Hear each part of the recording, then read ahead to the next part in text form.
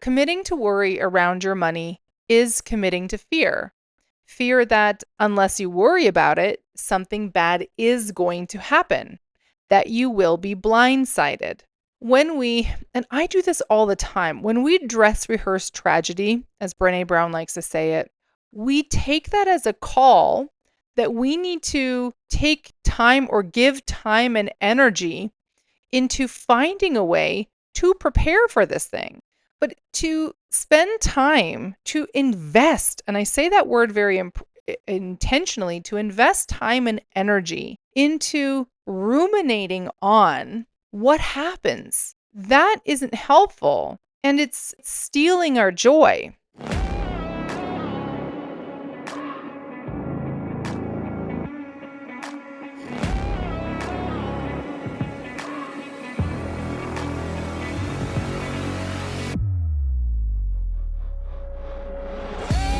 Welcome to the Manifesting Millions podcast, where we talk about manifestation, money, and practical guidance to creating your dream reality. My name is Amy Van Meel, and I am an experienced coach and transformation guide, obsessed with helping you get out of your own way and create a life that blows your mind each day you wake up. My goal in this podcast is to share practical manifestation, self-awareness, and growth techniques in real talk conversations. So if you're ready to massively transform your reality, your finances, your relationships, and your overall enjoyment of life, you are in the right place. I am absolutely delighted that you're here with me today, babe. Let's get into it. Hello, my loves, and welcome back to the Manifesting Millions podcast. If this is your first episode with me, welcome to the vibe. Stoked to have you here today. Let me just kick off today by saying it is hot as fuck here. OMG. It's been a warm couple of days. Today is the apex of the heat. Now, I don't know where you live in the world. It may be much harder than this for you. But we are at 29 degrees Celsius today. The house is warm. I have sheets up in our living room window and cardboard in the kitchen window. And I'm dreaming of the day that I have window coverings that will reflect some of the heat out, and maybe even like a full service air conditioning. I have a really amazing portable air conditioner unit that has saved my bacon and is keeping our house reasonable. Oh, but if you've been listening to this podcast for any amount of time at all, you'll know that heat is not my jam. So here we are. I suppose on the upside, always looking for the upside, it gives me the opportunity to like really show off my sexy arms and beautiful shoulders because I'm rocking a tank top. And that's just kind of fun. So I was in the process of writing, what was I writing? Day 2 of week 4 of the Breakup with Broke audio journey. If you have not yet enrolled for that, then I highly encourage you to do so. I'm crunching hard, trying to make my commitment deadline. And candidly, I think it's going to be a couple of days delayed. And I literally just remembered that I have ground beef on the stove. So I'll need to pause this at some point to go give that a stir and then come back. But I'm writing day 4, and that is incorrect. I am writing day 3 of week 4. I don't know what I told you a minute ago, but anyway, here we are. And day 3 is all about committing to fear and talking about why we're committing to fear, etc. And I wrote this statement, and all of a sudden, like, this is how the world works, where just things crash together in my brain, and I'm like, oh, that's the thing I need to talk about. So I wrote, committing to worry around your money is committing to fear. Fear that unless you worry about it, something bad is going to happen, that you will be blindsided. And during a couple of my breaks throughout the day today, I was watching some of the new Sex and the City show. I think it's called And Just Like That. And I'm only watching episode 2, so I haven't got that far. I'm going to hit you with a spoiler alert. Skip ahead 30 seconds or a minute if you don't want to hear anything about the first episode, okay? Because literally this happens in the first episode. But Carrie's husband, Big, passes away quite suddenly. And as I'm watching this, I'm like, shit, this isn't the uplifting kind of vibe that I was after. And then I wrote this line that we worry because we don't want to be blindsided. And I was like, oh, I need to record a podcast episode on this. And I do this all the time, when we dress rehearse tragedy, as Brene Brown likes to say it, when we focus our energy on worry and on really what we're trying to do is that we're trying to plan ahead to prepare for something. When someone says, I was just blindsided, there's no way that I could prepare for that, we take that as a call that we need to take time or give time and energy into finding a way to prepare for this thing. So if I'm watching a TV show or I'm speaking with a friend or, someone in my family has their spouse pass away or they get divorced, they might say something like, I wish I had been more prepared. But how do you prepare for something like that? Because the truth is, I don't want to be in my relationship with my husband constantly thinking about, okay, I need to be prepared for the day he passes away. There's my ground beef alarm. Let me be right back. Hey, babe, are you enjoying these conversations and wanting just a little bit more? Then you'll love my email newsletter, Insights. Inside each Insights email, I share the latest transmissions and some of my deepest thoughts, the kinds of ideas and breakthroughs that I just don't post anywhere else. These emails have practical and actionable shifts that you can make right away to transform your life one step at a time. No fluff, just real, honest insights that make a difference. Plus, as an Insights subscriber, you'll get early access to my newest offers and services before anyone else even hears about them. If you're ready to go deeper, to make a real change, and to be the first to know what's next, then sign up for Insights today. Click the link in the show notes or head to amyvanmeel.com/insights. Don't miss out, babe. Join my email community and start receiving your regular dose of inspiration directly from me. Head on over to amyvanmeel.com/insights. Okay, ground beef nicely taken care of, so let's carry on. I don't want to be constantly preparing for the day that my husband passes away, or for us to get divorced, or I don't know, for one of us to have a health problem.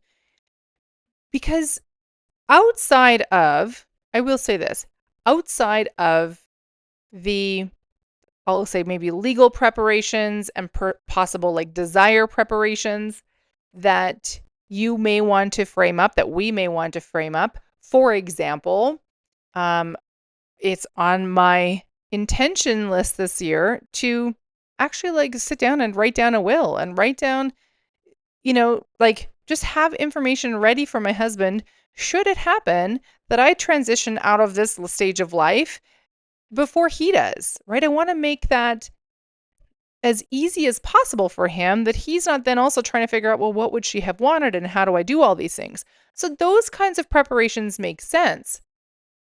But to spend time to invest, and I say that word very intentionally, to invest time and energy into ruminating on what happens.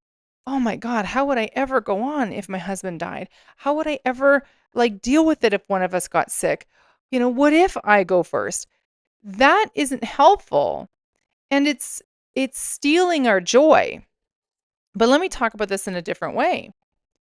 We want to be prepared. We always think, I don't know why, we have this like human condition that we seem to think that, hey, if I'm prepared for it, it will make it less bad somehow.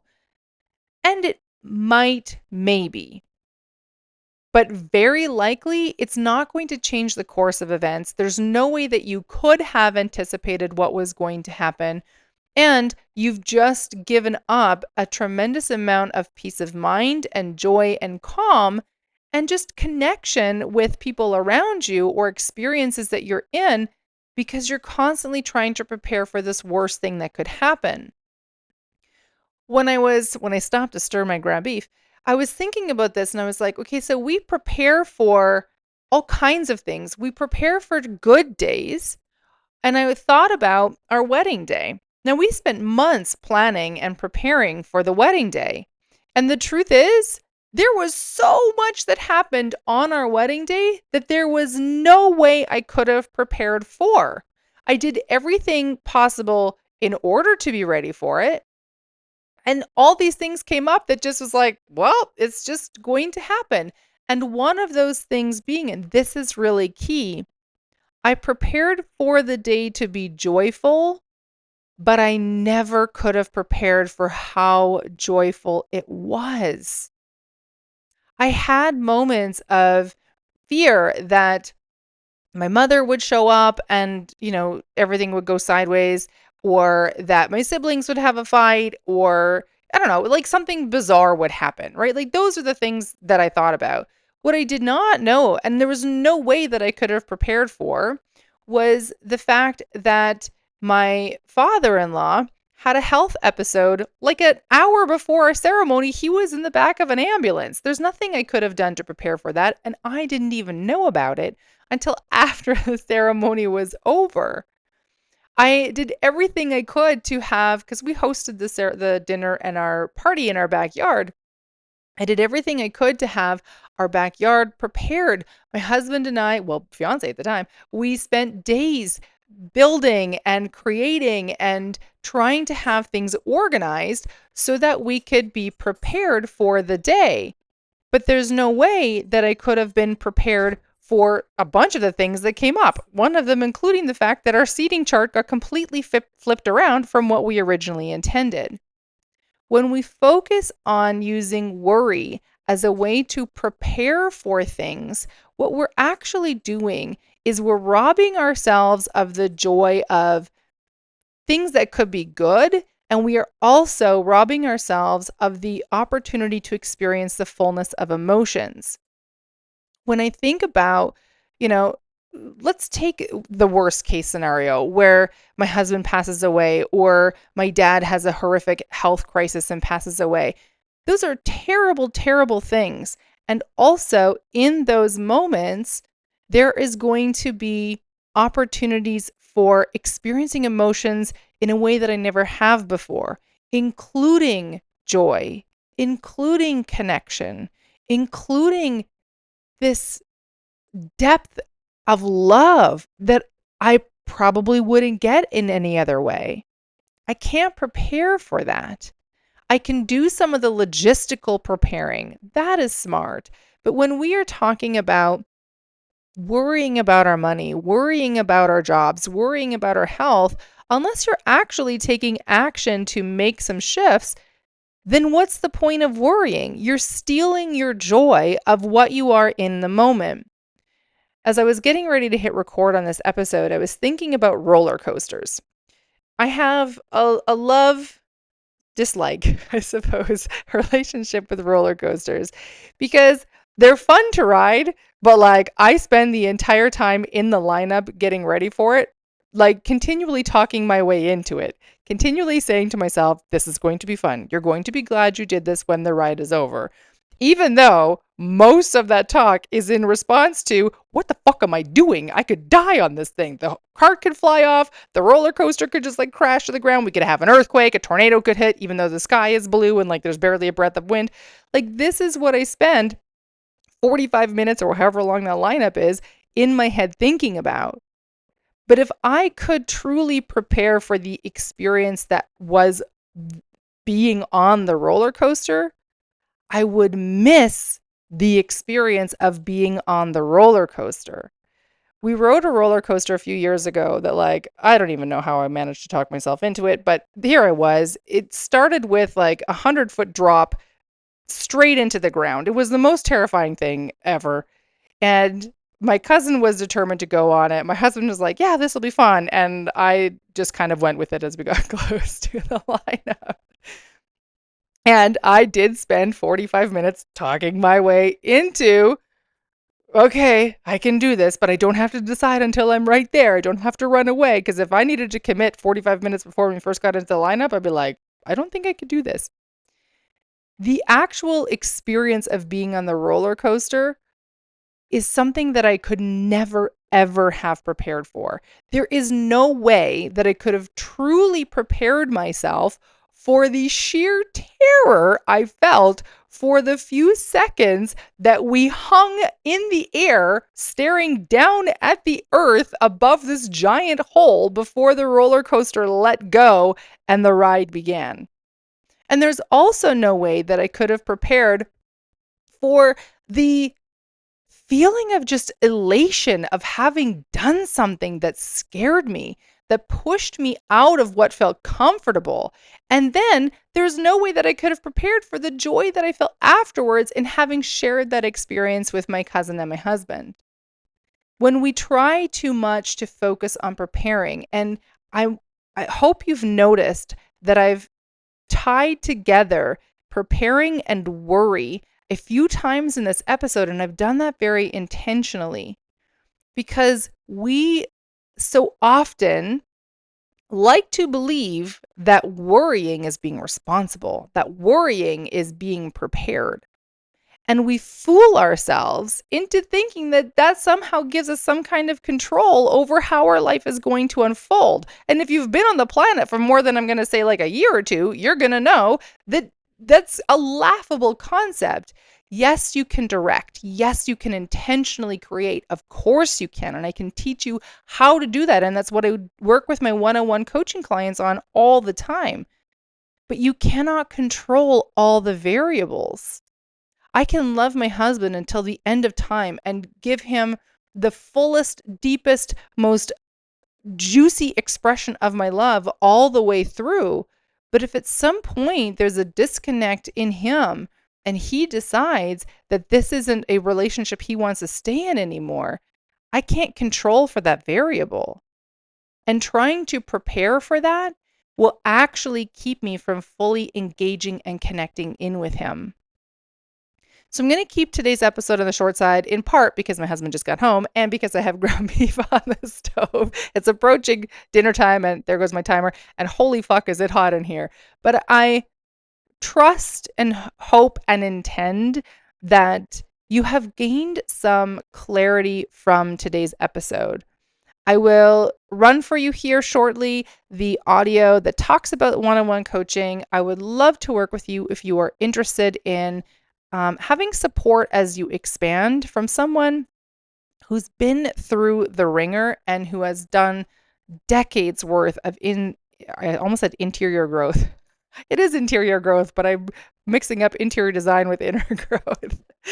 And you just want someone to, here's where this is a skill that I am in the process of learning of how to best talk about my programs and my offerings. You want to work with someone who gets it and is willing to wade through the hard stuff with you. But real quick before I do that, I would be remiss if I didn't remind you that the Breakup with Broke audio journey is available for you to enroll today. The link is in the show notes. It is a 5-week audio journey. And I say that very, very clearly. There is no workbooks. There is no like videos that you have to watch. It's just audio. The audios are short. They run somewhere between, I think, average like 13 to 23 minutes so that you can listen to them on your way to work. We talk about how to release worry. We talk about how to reframe debt. We talk about how to let go of committing to fear. I show you every day how to make shifts, and they call out some of the bullshit that we have been just taught from spiritual teachers and business guides and personal growth mentors of old that has been getting in the way of our own expansion. And we filter it through the framework of our relationship with money. And my intention for you is that after you, or even as you move through the program, you will shift how you see, how you experience, and how you move with money in a way that feels juicy and joyful and gives you room to play and doesn't leave you in a space of feeling like you need to ignore your money or ignore your fear or dismiss your emotions, but helps you understand how to be in the fullness of them, because that's really what it's all about. So the link for that is inside the show notes. I would love to see you join me. It's only $97, the investment, which is amazing. So get your buns in the show notes and grab the link for Breakup with Broke.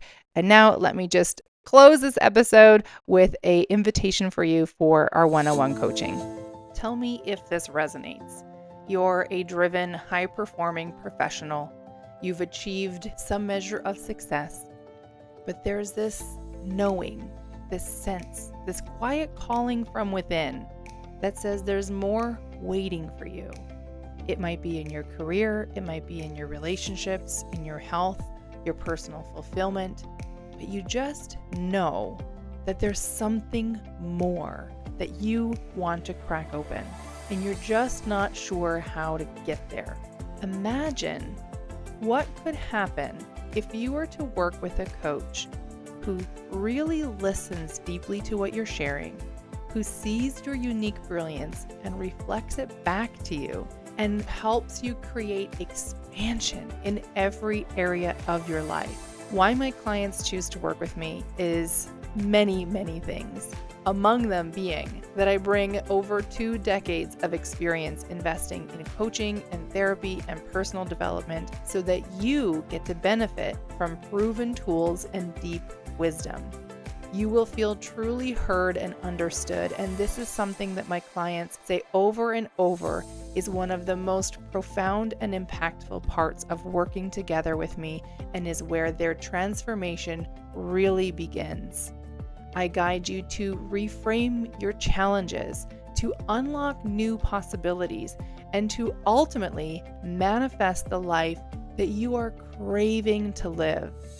My coaching isn't about giving answers. It is about asking the most powerful questions and sharing with you wisdom from living in the trenches so that you can discover your own truth, direction, and power. You can expect a very safe, confidential space with me. There's no judgment here, just support and insight and practical strategies tailored to you. Whether you want to advance in your career, find more joy in your day-to-day life, deepen your relationships, work on your health, our work together is personalized to your goals. This is not about quick fixes, my love. I am all about lasting change that feels authentic and empowering. Picture yourself 6 months after we work together, clear, confident, living a life that feels in alignment for you, that feels magical and powerful, and that you just wake up every day like, oh my gosh, I can't believe this is my life. That's what we can accomplish together through the power of coaching rooted in empathy, experience, and the deep belief in your limitless potential. If you're ready to invest in yourself and create real, lasting expansion, it's time that we work together. This is your invitation to step into a bigger, more fulfilling life, no matter where you want to grow. To find out more, you can reach out to me by email, amy@daretobegin.net, or hit me up on the DMs on Instagram. If you're ready to say yes right now, then head on over to amyvanmeel.com/next level and secure your spot today. I'm so excited to work with you, my love. I can hardly wait to see what we create for you. Let's go. Thank you so much for tuning in to today's episode. If you loved what you heard today, be sure to share it with me by leaving a review on your favorite podcast platform and help me reach more like-minded people who are ready to expand their life. If you haven't yet followed me on social media, find me on Instagram for extra love and inspiration by following @AmyVanMeel or visit my website at amyvanmeel.com. I love you so much, babe, and I am damn proud of you. I am already excited to connect in the next episode.